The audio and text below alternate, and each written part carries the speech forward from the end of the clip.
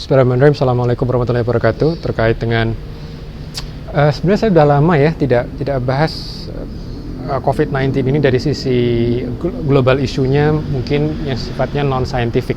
Saya lebih banyak selama ini menceritakan terkait teknisnya ya, terkait sainsnya di balik itu, terkait dengan mekanisme biologisnya. Walaupun dalam hati kecil saya juga mengatakan bahwa kalau kita bicara masalah teknis itu biasanya relatif lebih mudah. Yang menjadi masalah kan dari sisi sosialnya. Bagaimana masyarakat kita memahaminya, bagaimana dalam konteks globalisasi, konteks keadilan, konteks transparansi, konteks pemerataan, ya, healthcare equity misalnya, bahwa semua orang ini sebetulnya berhak mendapatkan akses kesehatan yang layak, ya, bukan berdasarkan dari apa yang dia miliki di kantongnya, tapi mereka sebagai manusia tentu memiliki hak yang sama.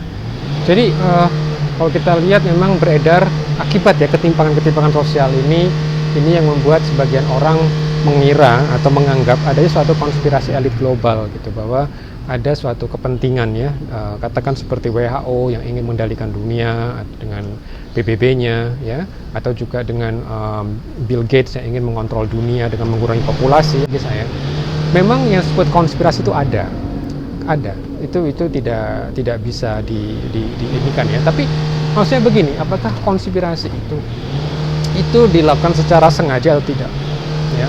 Kalau misalnya kita katakan bahwa jangan-jangan di balik ini adalah misalnya Zoom misalnya, jadi konspirasinya Zoom. Kenapa? Karena Zoom inilah yang membuat kita sekarang semua akhirnya banyak institusi, lembaga-lembaga yang berlangganan untuk mendapatkan akses Zoom yang lebih banyak karena banyak orang menggunakan webinar. Atau jangan-jangan ini adalah konspirasi dari siapa? Dari toko-toko online, pengusaha-pengusaha besar yang punya platform online. Kenapa? Karena akhirnya orang yang jarang belanja online, seperti saya juga sebelum pandemi ini bisa dibikin jarang banget, tapi sekarang akhirnya lama-lama paket gitu kan dari luar.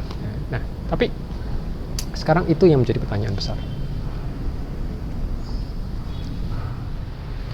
Ya, jadi kalau kita lihat dari sisi vaksin sendiri ya, memang kita tentu melihat dari dua sisi teknis keilmuannya dan sisi sistemnya ya, sistem kapitalisme, sistem yang saat ini mendominasi sistem global ini gitu. Tapi apakah lalu sistem kapitalisme ini ada berarti ya, yang kalau sebagian video mengatakan ada semacam satu elit global ya yang menguasai dunia itu, apakah mereka dengan sengaja berusaha mencari keuntungan? Kalau saya melihat mungkin mereka tidak sengaja mencari keuntungan, tetapi mereka melihat kesempatan untuk mengambil keuntungan. Jadi kalau kita lihat bagaimana proses pembuatan vaksin, memang sempat di sebagian narasi konspirasi ya yang dikatakan bahwa MERS dan SARS saja tidak ada vaksinnya gitu, dan mereka ini bagaimana mungkin bisa membuat vaksin dengan cepat, apalagi mereka industri vaksin ini tahu bahwa nanti akan banyak mutasi, lalu nanti akan membuat vaksin-vaksin berikutnya supaya orang tetap untuk beli vaksin. Nah, hal seperti ini sebetulnya memang lebih ke arah apa disebut dengan kecurigaan. Tapi kita perlu mengetahui bahwa kapitalisme sendiri itu memang betul-betul merasuk ke seluruh tatanan hidup sosial, bahkan tatanan hidup manusia. Kalau dulu kapitalisme itu dianggap suatu sistem yang memang memperkaya, membuat sebagian orang, ya sebagian kecil orang menguasai aset kehidupan, dan hanya sebagian kecil tersebut bisa mengendalikan banyak hal. Nah, akan tetapi makin lama mereka juga mengetahui ternyata orang yang sebagian kecil tadi ini ternyata tidak merasa cukup. Mereka tidak mendapatkan apa-apa, yang mungkin dalam bahasa saya itu mendapatkan sakinah. Artinya mereka masih merasa ada sesuatu yang kurang. Ya. Dan hal ini juga kalau kita lihat sebagian masyarakat yang mayoritas yang tidak mendapatkan manfaat dari kapitalisme ini juga semakin tidak merasa aman lagi gitu ya. Kalau dulu mereka mungkin masih bisa melihat ke sosialisme, ke komunisme sebagai suatu hal yang sebagai jawaban dari kapitalisme. Mereka membuat suatu kelompok-kelompok perlawanan misalnya. Tapi kalau kita lihat sekarang, kelompok-kelompok perlawanan tersebut sudah mulai terkooptasi, dan mereka pun akhirnya dengan mudah juga akhirnya bersama-sama berusaha mencari jalan keluar dengan duduk bersama gitu. Akhirnya apa yang terjadi kalau kita ketahui, sebagian aktivis yang dulu semakin gencar mencari keadilan, tapi setelah mereka mendapatkan kursi misalnya gitu ya, akhirnya mereka tidak sekencang ketika mereka di luar sistem misalnya gitu. Nah, jadi apa seperti dengan Occupy Wall Street ya, sebagian yang anak-anak muda di Amerika, mereka ketahui kapitalisme ini sesuatu yang menciptakan kehidupan tatanan yang tidak normal. Bagaimana mungkin dalam COVID ini bahwa kematian pun ternyata terkait juga dengan strata sosial. Sekitar 30% kematian itu terjadi di kelompok Black, warga kulit hitam, dan Hispanic, padahal mereka secara populasi sekitar 10%. Jadi ini menunjukkan bahwa mereka adalah orang-orang essential worker, ya, yang dimana mereka tidak mendapatkan akses yang baik, tempat kerja yang bagus untuk bisa selamat dalam bekerja, karena mereka terpaksa bekerja untuk memenuhi siapa, ya, orang-orang yang toko online tadi itu, kan mereka ada orang yang bekerja.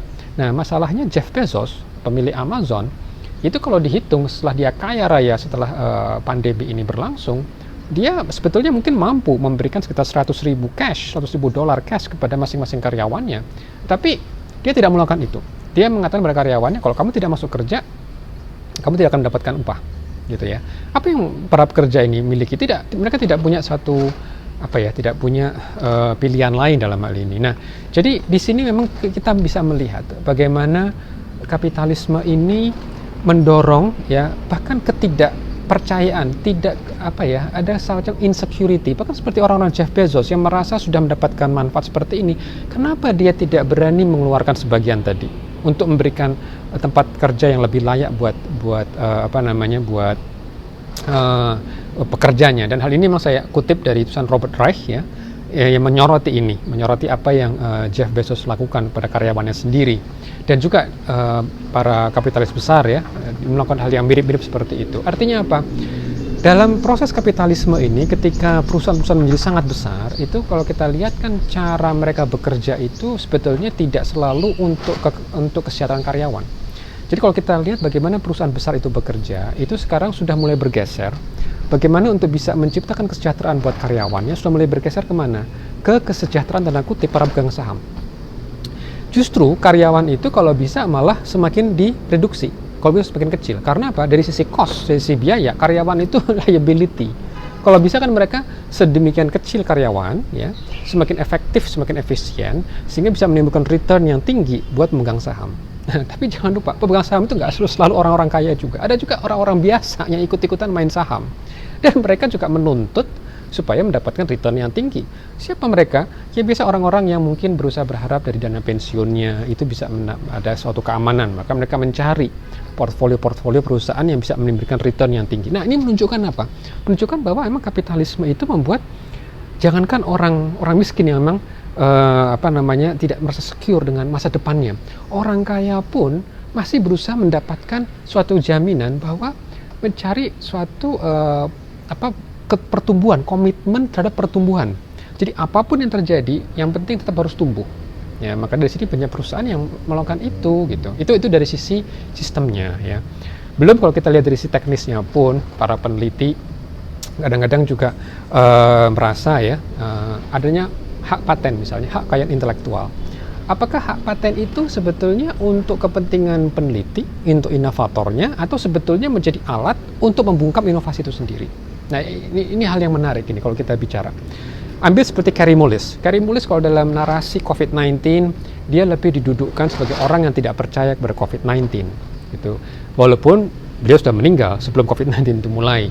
Ini terkait dengan teknologi yang dipakai, itu PCR-nya dianggap tidak pas untuk mendeteksi virus. Ya, oke lah, kita bisa itu tentu dari sisi itu tidak tepat, ya, karena PCR adalah teknik yang tepat. Tapi saya ingin menyoroti apa yang Kary Mullis sebetulnya punya satu tanda kutip, ya, kegelisahan juga. Ketika dia menemukan teknologi PCR itu, dia bekerja di suatu perusahaan namanya Citrus Corporation. Nah, oke. Di Amerika mulai cukup kreatif di tahun 1800-an, ya, di abad ke-19 menemukan satu hal yang disebut dengan intellectual property, bahwa intangible asset ini bisa diuangkan, bisa dinilai harganya, dan itu dipatenkan. Logikanya adalah, kalau saya menemukan sesuatu dengan kerja keras saya, apalagi didanai oleh perusahaan di mana saya bekerja, tentu wajar kalau banyak sekali biaya yang harus saya keluarkan, banyak sekali pikiran-pikiran yang saya harus berikan untuk bisa mendapatkan inovasi ini. Lalu ketika nanti misalnya orang meng-copy paste inovasi saya ini, apakah adil kalau mereka bisa menjualnya juga, bahkan mungkin dengan harga lebih murah? Nah, untuk perlindungan ini maka dibuat hak paten. Dan hak paten ini secara umum juga banyak dipakai di Indonesia.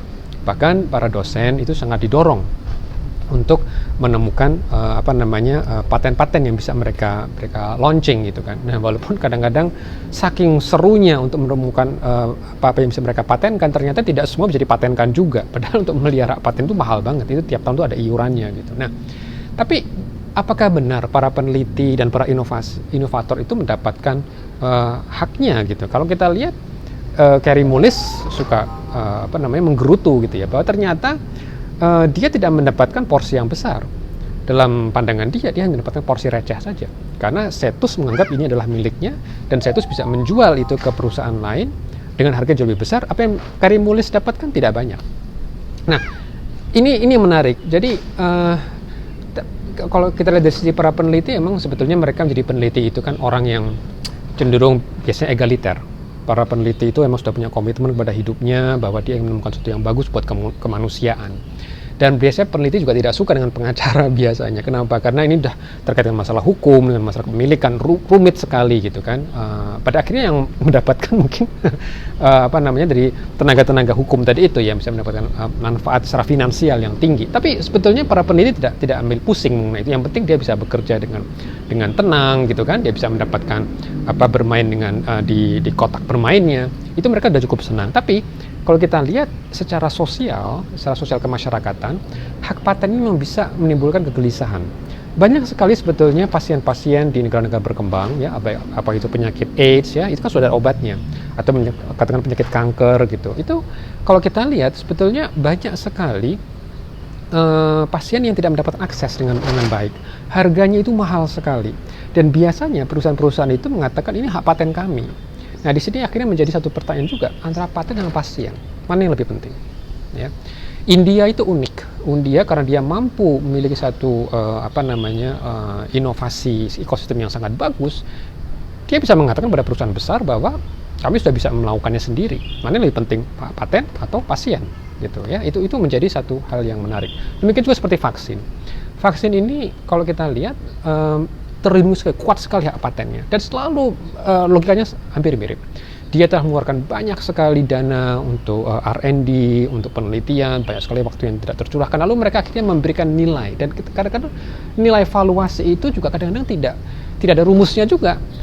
Berapa nih nilai yang saya bisa ambil dari membuat vaksin yang sangat bagus, seperti mRNA vaksin misalnya. Itu cepat sekali, dalam tempo 3 minggu, mulai dari download sequence genom virus menjadi menjadi prototip yang siap untuk diuji klinis, itu dalam tempo sangat cepat, 3 bulan. 9 bulan mereka keluarkan hasil efikasinya. Pertanyaannya, sebetulnya kalau dari sisi teknologinya relatif sederhana. Tapi apakah mereka mau membuka itu secara umum, memberikannya kepada dunia? Nah, disinilah apa yang disebut dengan konspirasi yang mungkin tidak sengaja. Karena emang sistemnya, rekan-rekan sekalian, itu membuat inovasi kita ini memang didorong oleh kepentingan privat, ya, sektor privat. Sektor di mana sektor privat ini memang bukan amal bakti, bukan yayasan amal bakti. Mereka memang adalah orang yang didorong oleh profit, dan mereka berusaha merecover kembali investasinya. Dan investasi itu dari siapa? Dia dari orang-orang yang punya saham. Nah, orang yang punya saham ini tentu ingin mendapatkan return. Tidak mungkin mereka itu memberikannya secara cuma-cuma, karena ini namanya perusahaan. Nah, disinilah menjadi pertanyaan. Kalau kita lihat dari sistem Islam atau bagaimana Islam kita mengajarkan, memang Islam tidak menghalangi adanya bisnis. Kita ketahui Rasulullah SAW dulu adalah saudagar. Kita ketahui Abdurrahman bin Auf adalah seorang saudagar yang sangat kaya raya. Utsman bin Affan adalah saudagar yang sangat kaya raya. Tetapi kita juga ketahui dalam masa ribuan tahun, ya, Islam itu sempat memberikan pencerahan kepada dunia. Itu yang namanya kualitas kesehatan pun itu bisa dinikmati banyak orang. Apakah waktu itu tidak ada pandemi? Ada pandemi. Pandemi ada. Dan alhamdulillah umat dunia juga berhasil melewati itu, gitu ya. Nah, akan tetapi yang menjadi pertanyaan, bagaimana dulu Islam itu bisa menyediakan fasilitas kesehatan yang bisa diakses, ya. Dan salah satunya adalah wakaf. Dan kalau kita bicara wakaf, ini tidak lagi berhitung. Ya, berbeda kalau dalam satu perspektif manusia yang sangat hitung-hitungan. Itu misalnya begini, kalau saya sudah masukkan angka investasi sekian, kapan saya bisa dapat baliknya lagi, ya kan? Tapi kalau kita bicara wakaf, itu hitungannya bukan dengan manusia lagi, itu hitungannya dengan Allah Ta'ala. Jadi ada satu sistem di mana ternyata sebenarnya manusia itu memang tidak harus selalu berhitung. Sementara kalau kita bicara dari sisi kapitalistik, dari sisi orang yang sangat individualistik, ya seperti misalnya orang yang buat roti misalnya, pemanggang roti. Itu kalau Adam Smith mengatakan orang yang the bakers, orang yang membuat roti itu dia tidak punya suatu visi yang grandios, yang ingin memberikan roti yang sangat berkualitas, yang halal thayyiban supaya semua orang bisa makan. Enggak. Menurut Adam Smith, motivasi utamanya adalah uang. Dia membuat roti yang bagus sehingga pelanggannya banyak dan dia mendapatkan uang yang dari situ. Jadi motivasi sangat individualistik. Nah, akan tetapi kalau kita lihat dari bagaimana Allah Ta'ala itu menciptakan manusia dan bagaimana Allah telah mengirimkan Rasulullah SAW untuk memberikan pencerahan kepada manusia, itu diberikan bahwa sebetulnya ada nilai lain selain apa yang bisa kita dapatkan dari dunia ini. Ya, maka di sini dalam Islam kita kenal ada namanya amal jariyah, ada namanya bahwa apa yang kita spend in the way of Allah, gitu kan, untuk Allah misalnya, itu nanti dua-duanya dapat, kemanusiaannya dapat dan akhir-akhirnya juga dapat. Karena sesungguhnya kekayaan yang dimiliki oleh seorang Muslim itu bukan kekayaan yang dia simpan di bank, tapi kekayaan yang dia berdayakan untuk manusia, gitu ya. Jadi itu hal yang menarik dan itu yang agak missing dalam dunia kapitalisme sekarang, sehingga tidak aneh memang akhirnya kenapa ada narasi-narasi bahwa jangan-jangan elit global mencari untung, sementara yang mencari untung sebetulnya mereka juga tanda kutip mungkin terpaksa juga untuk mencari untung karena mereka tidak yakin, ada semacam insecurity, ya, sehingga ya mereka berusaha memastikan pemegang sahamnya tadi tetap happy. Nah, pemegang sahamnya adalah orang-orang yang sangat jahat gitu ya. Sebagian mungkin ada orang yang rakus, tapi kalau kita lihat pemegang saham itu nggak semuanya orang-orang seperti itu. Ada orang-orang biasa, pensiunan misalnya gitu kan.